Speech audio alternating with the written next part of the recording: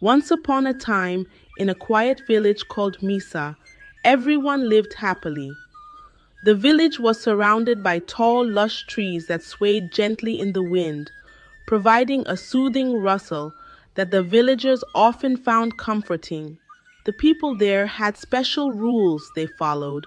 One very important rule was that all the girls had to stay pure. In other words, they had to remain virgins until they got married. This rule was very special to the people of Misa, and they made sure all the girls followed it carefully. The parents in Misa were very proud of this tradition. They believed their daughters were pure and cherished this belief deeply. Often, they would boast among themselves, saying things like, "My daughter is pure, just like all the girls in our village." It was a point of pride and honor for them, a sign of their good upbringing and respect for their customs. The village square often buzzed with mothers sharing stories about their daughters' virtues during market days. However, one day, something unexpected happened. A terrible misfortune befell the village, and to lift this curse of misfortunes, it was revealed that only a true virgin could be the solution. There was also a promise that the virgin maiden who helped with the sacrifice would marry the prince, and her parents would receive many gifts and money. The news spread like wildfire, with villagers whispering about it in hushed tones as they gathered by the communal well. Excited by the prospect of their daughters becoming royal in-laws, every parent eagerly brought their daughters to the palace. They were sure that their girls were virgins, eager to win the prize and restore peace to the village. As the crowd gathered in the palace courtyard, Oshi, a revered elder known for his wisdom, stepped forward with a large pot in his hands. He addressed everyone, saying, "In this pot is a special necklace blessed by the gods.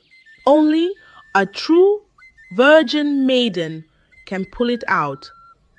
This is the test the gods have given us to find the one who will carry the sacrifice." The girls lined up nervously while their parents watched with confidence. Some mothers whispered prayers under their breath, clutching their daughters' hands tightly before letting them go. One by one, the girls dipped their hands into the pot, but each time they pulled out nothing. The air grew tense as the first girl tried, then the second, and so on. Each girl came up empty handed, and the murmurs among the crowd grew louder. Then it was the turn of the chief's daughters, known for their grace and beauty. The first daughter stepped forward confidently, her silk dress glinting in the sunlight, but she too could not find the necklace. The second daughter tried and failed as well. Finally, the youngest daughter reached in, her hands trembling, but she also came up empty. The villagers were stunned. Whispers filled the air. How can this be? Not even the chief's daughters. The elders exchanged worried glances, puzzled and concerned. They had always believed that the girls in the village were pure, upholding the traditions they cherished. But now it seemed something had gone terribly wrong. The crowd's unease was palpable, with even the village children sensing the gravity of the situation. News of the failed test spread quickly through the village, causing disbelief and shock. The girls started shouting, "It's not our fault, it's Auntie Izhoma." As rumors flew, attention turned to Izhoma, the stranger from the city. Villagers began to murmur, blaming her for the chaos and misfortune that had befallen their once peaceful home. "She came here and changed everything," an elder woman muttered, shaking her head as she drew water from the well. "Our girls used to follow the traditions. Now look at what has happened," another villager agreed, saying Izhoma brought city ways to our village. She made the girls forget who they are. And so the story begins. Long, long ago, a girl named Izhoma came to visit her aunt in the village of Misa. Izhoma was from the big city, and she was very beautiful. Her colorful clothes shimmered in the sunlight, and she always wore bright and revealing outfits that caught everyone's eye. Izhoma walked through the village with confidence, like she was a queen, and everyone noticed her, especially the men. As Izhoma walked by, the men would whisper, "Wow, wow, look at her. She's so beautiful," even as their wives shot disapproving glances. The village girls watched her too. They admired how she dressed and walked, wishing they could be like her. "I want to wear clothes like Izhoma," one girl said as she brushed her hair by the river. Another girl added, "She looks so confident and pretty." The girls in the village didn't know much about Izhoma, but they were fascinated by her. They liked how she seemed so different and exciting. Ijoma's bright clothes and confident walk were unlike anything they had seen before. They started to wonder what it would be like to have all the attention that Izhoma got. "Izhoma is so cool," said one of the girls, admiring her from afar. "I want to be just like her." And so they watched her closely, hoping to learn more about her and maybe become like her someday. But little did they know, Izhoma had a secret that would change everything in the village. At night, as the oil lamps flickered in the homes, the villagers would discuss her presence, some with envy, others with growing suspicion. Izhoma had a secret that no one in the village knew. The men who admired her beauty were giving her gifts and money, but it wasn't just because she was pretty. Izhoma was meeting with these men in secret, and in exchange for their gifts, she spent time with them in a way the village would not approve of. One day, Adana, the chief's daughter, became curious about why Izhoma always seemed to have new things and money. Adana decided to follow Izhoma quietly to find out what was going on.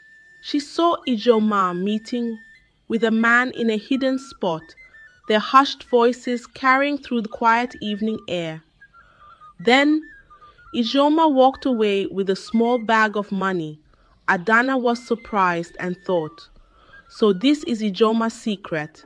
The men give her gifts for being with them." She wondered if she could get gifts too. Adana had always been a good girl, following the village's rules, but now she was curious.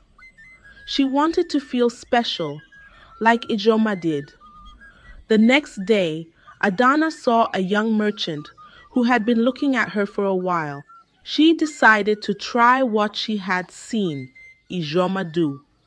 Adana talked to the merchant and agreed to meet him in secret. The merchant gave her gifts and money, just like he did with Izhoma. Adana was excited and felt special.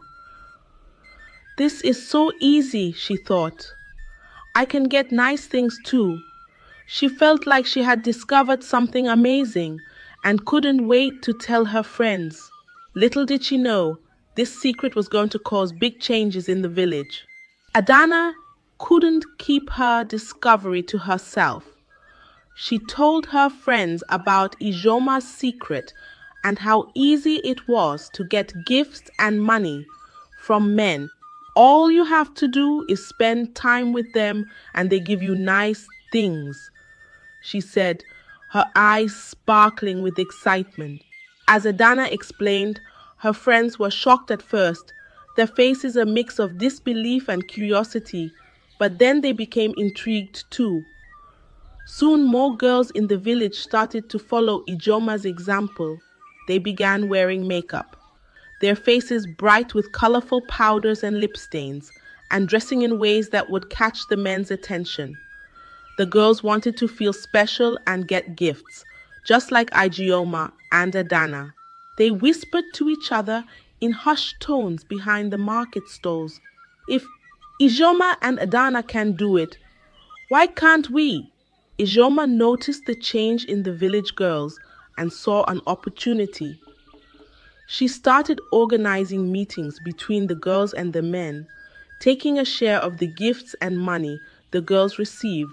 I'll set everything up, and all you have to do is be nice to the men, Izhoma told them, her voice carrying a tone of practiced reassurance. The girls trusted her and followed her instructions. They loved the attention and gifts they got from the men. They felt special and enjoyed the new things they could buy with the money. The small trinkets, brightly colored wrappers, and shiny beads became their tokens of pride. They started to forget about the village's important traditions of staying pure and respecting themselves. The excitement of receiving gifts made them forget the values they had grown up with. As more and more girls joined in, it became like a secret club. They kept everything hidden from their parents and the village elders. The girls thought they were just having fun, but they didn't realize the trouble they were getting into. The secret was spreading, and it was changing the village in ways no one expected. As time passed, more and more girls in the village started to join Ijoma's secret meetings with the men. What began as few girls seeking gifts turned into a common practice. The girls would meet with the men not just for the gifts anymore, but for the attention and excitement it brought them. They felt admired and special, and that feeling became more important than the gifts themselves. The village elders and parents had no idea what was happening. They continued with their daily lives, believing that the village's traditions were still being followed. The elders often spoke about the importance of purity and respect, thinking the girls were listening and following their teachings. They didn't know that the strong tradition of keeping the girls pure until marriage was being broken. The girls kept the secret well hidden. They acted normally around their families, attending village gatherings and participating in daily chores. But behind closed doors, they were living a different life, one that went against everything the village stood for. The taboo of meeting with men in secret had become a norm among the village girls. They no longer felt shame or guilt about their actions. Instead, they saw it as a new way of life, one that gave them freedom and attention. They had drifted far from the values they had been taught, and the once strong traditions were quietly crumbling, unnoticed by the elders and parents. One day, something terrible happened in the village of Misa. Plants began to wither, their leaves turning brown and dry under the unrelenting sun. The animals, usually so full of life, started falling sick and dying. Worst of all, the villagers themselves began to suffer. Many people fell ill with strange symptoms that no one had seen before. It was a dark and frightening time for everyone. The villagers were scared and confused. They didn't know what was causing the sudden misfortune. They had always followed their traditions and respected the gods, or so they thought. Desperate for answers, they decided to visit the oracle Obasi, who was known for his wisdom and connection to the spiritual world.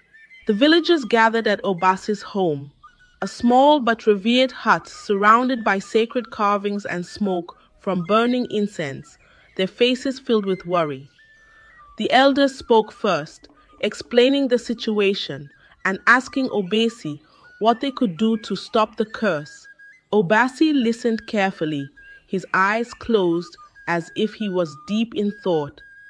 After a long silence, he finally spoke. The gods are angry, Obasi said, his voice solemn. They are displeased with the village, for the traditions have been broken. The purity that was once held dear has been lost. To appease the gods, a big sacrifice must be made. 2 virgin maidens must carry the sacrifice to the sacred altar. The villagers gasped. The idea of a sacrifice was serious, but even more so was the mention of virgin maidens. The village elders, who had always believed that all the young girls were pure, looked worried. They trusted that their traditions had been followed, but now they were not so sure. Obasi continued, the sacrifice must be made within 2 days. If not, the curse will grow stronger and more suffering will come upon the village. The villagers left Obasi's home, their hearts heavy with concern. They knew they had to act quickly to find 2 virgin maidens for the sacrifice. The village had always prided itself on the purity of its girls, but now, with the strange behavior of the past few months, doubts began to creep into their minds. The once strong belief in their traditions was shaken, and the weight of the curse loomed over them all. That was how, the next morning, the town crier walked through the village, ringing his bell and shouting, "All young maidens, come to the palace! All young maidens, come to the palace! All young maidens, come to the palace!" His voice echoed through the streets, reverberating against the mud walls of the huts and carrying through the misty air. Soon every family heard the call, their conversations interrupted by the solemn proclamation. The villagers knew this was about the important sacrifice that Obasi had spoken of. That was how, the following day, all the girls and their parents came to the palace. The courtyard, adorned with carvings of ancient gods, was filled with anxious faces. When the virginity test was performed on all the girls by Obasi, under the watchful eyes of the elders, they found out no girl in the village was a virgin anymore. The shocking revelation sent murmurs through the crowd. Izhoma had turned them all into prostitutes. Back in the present, Obasi's voice broke the long silence of the story. "The gods see everything," he said gravely, his voice carrying the weight of the ancestors. "Their anger is clear. We must continue the search, for without the sacrifice, the curse will not be lifted." The villagers realized the seriousness of the situation. The purity they had taken for granted was gone, and the girls who were supposed to represent the village's pride and tradition had failed the test. Now they faced the grim reality that finding the right maidens might be harder than they thought. The weight of the curse felt heavier than ever, and the village was filled with a sense of dread and urgency. The dried-out crops and the eerie silence of the usually chirping birds seemed to echo the village's despair. The blame quickly shifted to Izhoma, who had become the symbol of everything that had gone wrong. The villagers believed that her influence had led the girls astray, causing them to abandon their traditions and bring the wrath of the gods upon them. The elders shook their heads, filled with disappointment and anger, their ceremonial beads clinking softly as they gestured in frustration. Izhoma's parents, who lived in the city, soon heard about the trouble their daughter had caused. They were shocked and ashamed. Her father, a stern man who believed in discipline, was furious.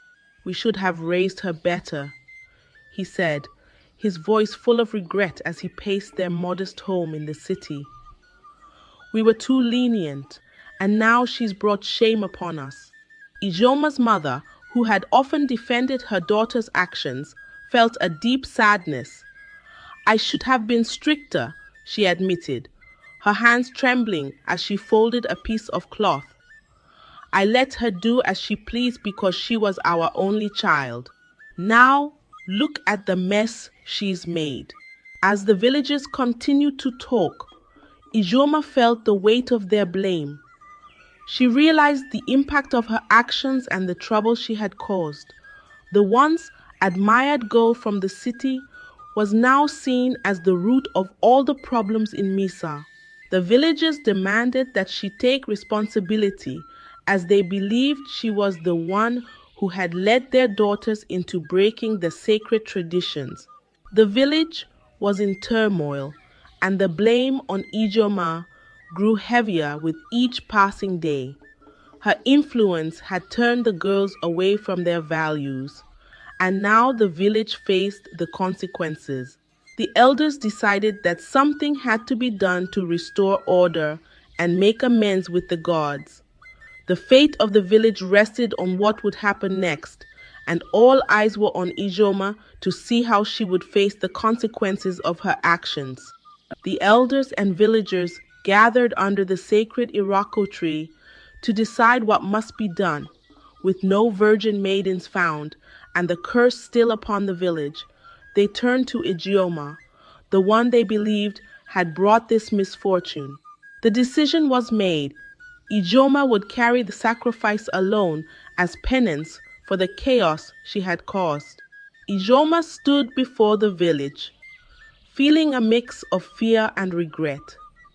She looked at the faces of the villagers, all of whom were angry and disappointed. Her parents, who had rushed from the city, stood helplessly by. They could not protect her from the consequences of her actions. The oracle, Obasi, handed her the calabash filled with offerings for the gods. "You must take this to the sacred altar in the forest," he said, his voice heavy with solemnity. "You will walk alone. This is your burden to bear." With the heavy calabash on her head, Izhoma began her journey. She walked through the village past the disapproving stares and whispers of the people. As she entered the dense forest, the cool air turned damp and the path became more challenging, littered with fallen leaves and tangled roots. For 2 days she walked without rest, her feet aching and her spirit heavy. As she walked, Izhoma thought about everything that had happened. She remembered the excitement and attention she had received from the men, the way the village girls had admired her and wanted to be like her. She realized now how shallow and fleeting that attention had been. It had led them all astray, away from the values and traditions that had kept the village safe and happy. Tears streamed down Ijoma's face as she trudged on. She felt deep regret for the harm she had caused, not just to herself, but to the entire village. She understood now that her actions had consequences, and those consequences had brought suffering to everyone. Finally, exhausted and weary, Izhoma reached the sacred altar deep in the forest. She placed the calabash on the altar, a weathered stone surrounded by moss and ancient carvings, and knelt before it, crying out to the gods for forgiveness. She prayed for the curse to be lifted and for the village to find peace again. In that moment, Izhoma felt the full weight of her actions and the pain they had caused. As she stood up to leave, a sense of quiet acceptance settled over her. She knew she had to face whatever came next with courage, even if it meant being separated from her family and the life she once knew. Ijoma's journey was not just a physical one, it was a journey of realization and repentance. She hoped that somehow the village could heal from the wounds her actions had caused. After completing her journey, Izhoma returned to the village. As she walked through the forest and back into Misa, she noticed a change in the air. The villagers gathered, watching her with a mixture of relief and lingering anger. The plants that had withered began to show signs of life again, and the sick animals started to recover. The curse had been lifted, but the consequences for Izhoma were far from over. The elders stood before the village and Obasi spoke. "The gods have accepted the sacrifice," he announced. "The curse is lifted, but Izhoma must face the consequences of her actions. She is not permitted to leave the village for 12 years.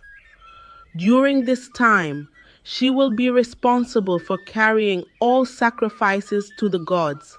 The villagers murmured in agreement. They were relieved that the curse had ended, but still held resentment towards Izhoma. As part of her punishment, Izhoma was given a small hut near the shrine, isolated from the rest of the village. The villagers avoided her, and she was treated as an outcast. Izhoma spent her days fulfilling her duties, carrying sacrifices and maintaining the shrine. She lived in solitude, reflecting on the choices she had made and the lives she had affected. The once bright and lively girl from the city was now a shadow of her former self, burdened by the weight of her past actions. The village, meanwhile, worked to restore their traditions. They reinforced the importance of purity and respect for their cultural values to protect their way of life. The elders decided that no one from the city would be allowed into Misa. They wanted to ensure that the mistakes of the past would not be repeated. Izhoma's story became a cautionary tale for the children of Misa. Parents would tell them about the girl who came from the city and brought trouble to their village. They spoke of how important it was to respect traditions and make good choices. Izhoma's life served as a reminder of the consequences of straying from the path of respect and honor. For 12 long years, Izhoma remained in the village, isolated and alone. She lived with the regret of her actions and the knowledge that she had brought shame upon herself and her family. Her punishment was not just a physical one, but also a deep emotional and spiritual journey.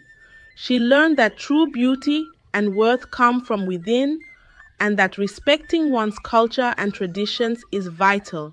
As the years passed, the village slowly healed, but the memory of what had happened stayed with them. Ijoma's story was passed down through generations, a lesson in humility, respect, and the importance of making wise choices. It was a sad ending for Izhoma, but it was also a lesson learned for the village of Misa, reminding them of the strength and value of their cultural heritage. The story of Misa offers a profound lesson about the consequences of losing one's values and traditions. It reminds us that actions driven by fleeting desires can lead to lasting and serious repercussions for both individuals and communities. The village's pride and purity were compromised, resulting in misfortune for everyone involved.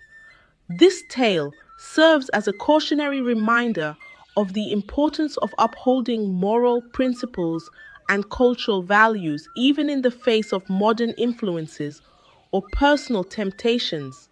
It encourages self-reflection, accountability, and the preservation of cultural heritage for future generations. Thank you for watching my channel.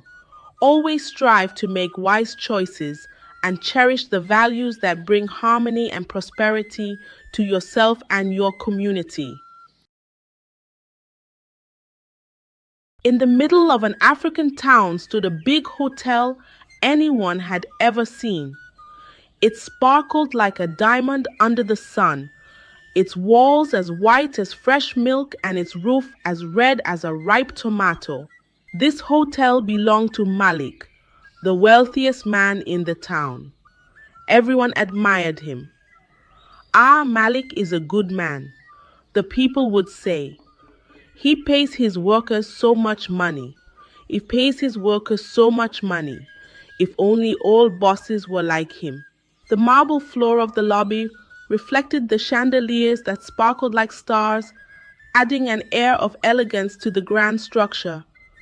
But Malik was no ordinary man, and his kindness was no accident.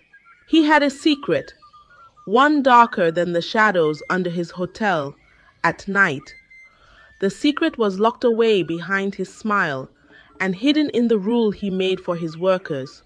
You can clean the rooms, sweep the floors, wash the dishes, but never, ever touch the toilets. The workers didn't dare to disobey. Malik made them swear an oath, one so heavy that their hearts shivered whenever they remembered it. They couldn't break the promise, or something terrible would happen to them.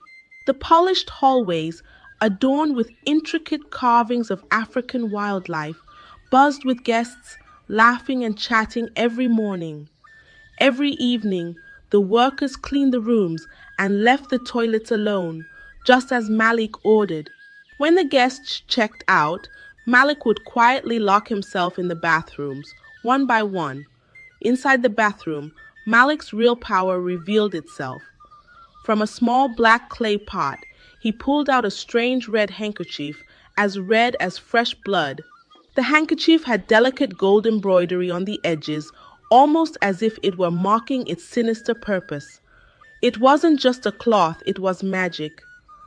Malik would take the handkerchief and gently wipe the toilet seat where the guest had sat. As he wiped, something invisible left the seat and soaked into the cloth. It wasn't that he was cleaning. No, it was something more, something powerful. With each wipe, he stole the joy, the luck, the success, and the grace of the guest who stayed in his hotel.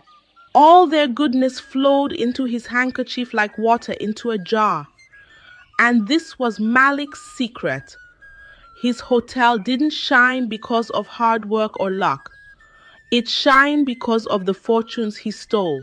The guests left feeling heavy, unlucky, and confused, while Malik grew richer and richer every day. The golden facade of the hotel shimmered under the sun, hiding the darkness that festered within its walls.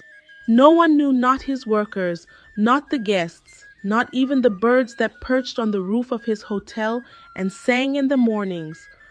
Malik carried his secret like a snake, hiding under leaves, and no one could see the danger lying beneath the surface. But secrets, no matter how well hidden, don't stay buried forever. One morning, a young maid named Zara joined the workers at Malik's Grand Hotel. Her eyes were as bright as the morning sun, and she had a spirit as the morning sun, and she had a spirit as a cat sniffing around a new home.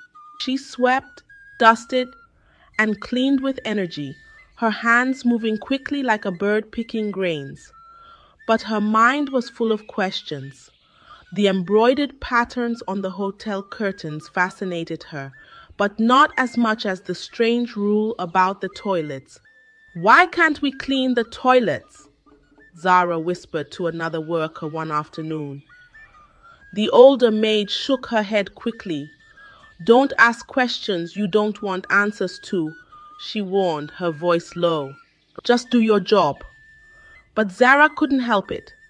Her curiosity buzzed like a mosquito in her ear. What was Malik hiding?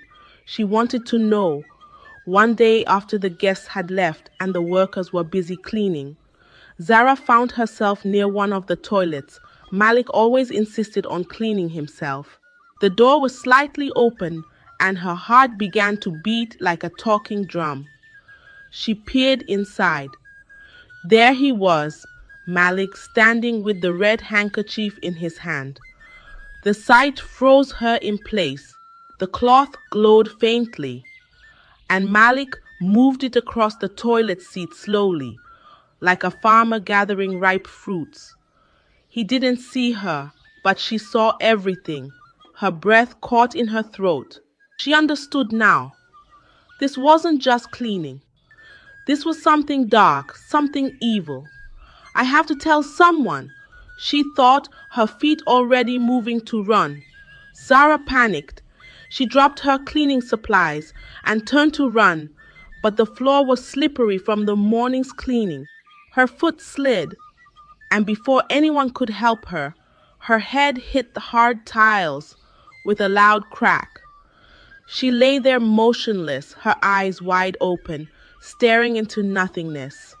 Zara was gone. Malik stood over her body, his breathing heavy. His mind raced as he realized what had happened. He knew he couldn't let the truth come out, not about the handkerchief, not about the ritual, not about the ritual, not about anything. Quickly, Malik carried Zara's lifeless body down to the basement, where no one would find her. He cleaned up the scene, making sure there wasn't a single trace of what had happened. When he was done, he summoned the rest of the workers. The chandelier above them swayed slightly, casting shifting shadows across the terrified faces of the workers. "You all know the rules," he said, his voice low and cold. "Zara made a mistake, and she paid the price. If anyone else breaks the rules, they will face the same fate." The workers nodded silently, their faces pale with fear. The deadly oath they had sworn bound their tongues, and even if they wanted to speak, the weight of Malik's power held them back. From that day, the air in the hotel changed. Fear lingered in every corner like a dark cloud. The workers moved like shadows, obeying every word Malik said without question. No one spoke of Zara again, but her absence was felt like an empty chair at a family table. And so the hotel carried on, its grand walls hiding not just one secret, but now a dark, silent ghost. While Malik's life was great and his business was going well, he had one problem: his son. Malik had one son, Jamal, and he was the complete opposite of his father. Where Malik was quiet and calculated, Jamal was loud and careless. He loved showing off. His clothes were flashy, his cars shone like new coins, and he threw wild parties that lasted until the moon gave way to the sun. Jamal believed life was a game, and he was the king. The streets of the town often echoed with the roar of Jamal's sports cars, drawing admiration and envy in equal measure. "I'm Malik's son," he often said, puffing his chest like a proud rooster. "What can go wrong for me?" His confidence was as thick as the forest, but it was as shallow as a puddle after a light rain.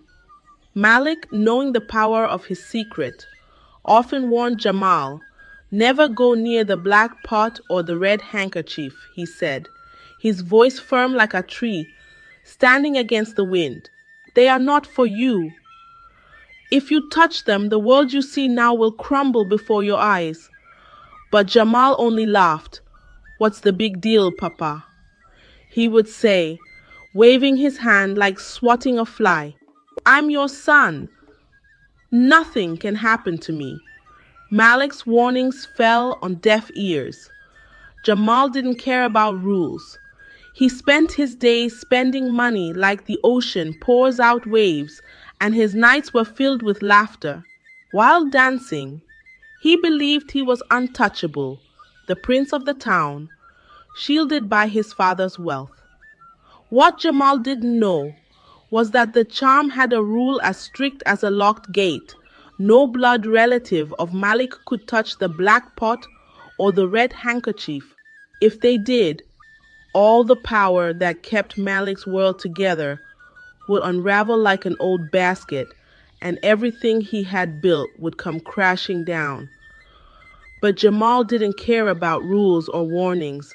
He was like a goat eating from a pot he didn't understand, unaware that trouble was just around the corner.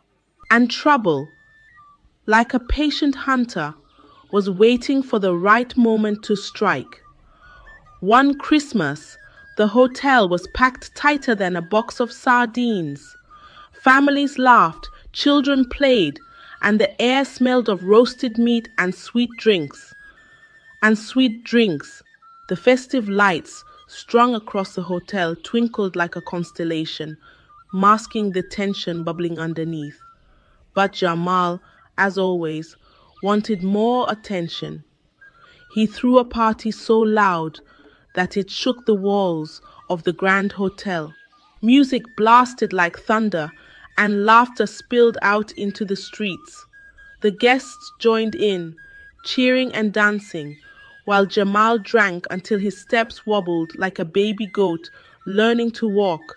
Jamjay, stop this madness! Malik shouted when he heard the noise. But Jamal only laughed. Relax, Dad. It's Christmas, he slurred. Waving a bottle in the air, Malik's heart tightened. He knew Jamal's carelessness was a storm waiting to happen. The red handkerchief was no toy, and his son's arrogance was leading him too close to danger. But Jamal didn't care. He believed he could do whatever he wanted, and that night his actions would push the family secret closer to disaster. As the night grew deeper, Jamal began to feel dizzy. His head spun, and his feet wobbled like a newborn calf. I need some air, he muttered to himself, stumbling out of the noisy hall. He wandered aimlessly until he found himself near the toilets.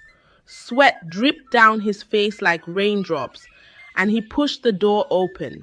Inside, the air was quiet, the sound of the party muffled by the thick walls. Jamal leaned against the sink, panting. That's when he saw the red handkerchief hanging neatly near the sink, like an ordinary piece of cloth. Without thinking, Jamal grabbed it. Let me wipe my face, he mumbled. His voice slurred. He pressed the handkerchief to his skin, and in that moment, everything changed. A strange chill ran through his body, sharp like icy water pouring over hot coal. His heart raced, his knees buckled, and his vision blurred. The handkerchief fell to the floor, lifeless. The charm was broken. The hotel, once shining like a star, began to change.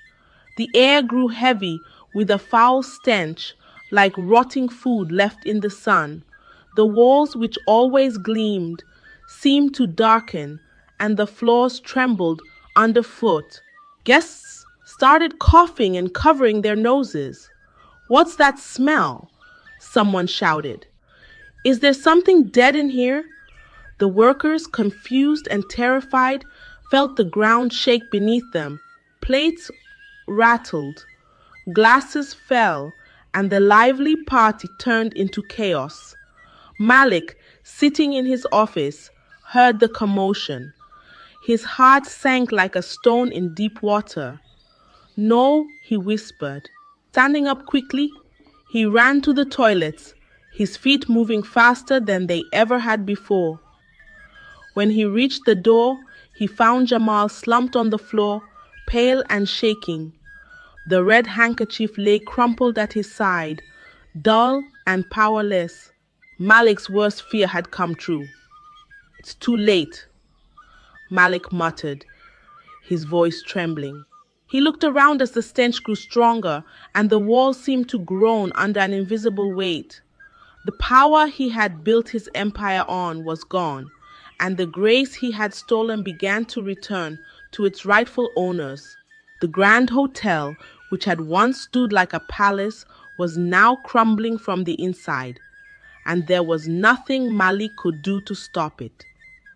The foul smell spread from the hotel like smoke from a burning house. It crawled into the streets, into the shops, and into the homes nearby. People covered their noses, their faces twisting in disgust. What? What's that terrible smell? What's that terrible smell? One woman asked her neighbor. It's coming from Malik's hotel, the man replied, sniffing the air. Something's not right there. Whispers filled the town like the rustle of dry leaves. Malik's Grand Hotel, once the pride of the town, was now the center of their suspicions.